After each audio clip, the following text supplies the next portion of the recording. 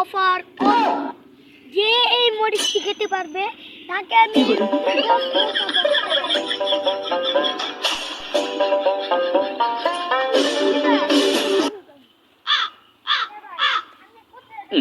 বলেন তো মরিচ খাইতারেন 10 টাকা কষ্ট এটা তুমি দেখবে না দে নেই দেখলাম তোমার বুঝবেন এরা বারে বুঝবেন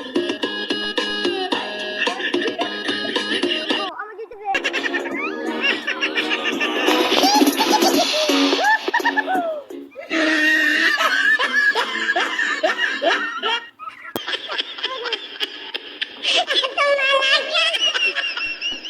আমার অবস্থা তো বহুত খারাপ আমি গিয়ে দেখি তো কি হচ্ছে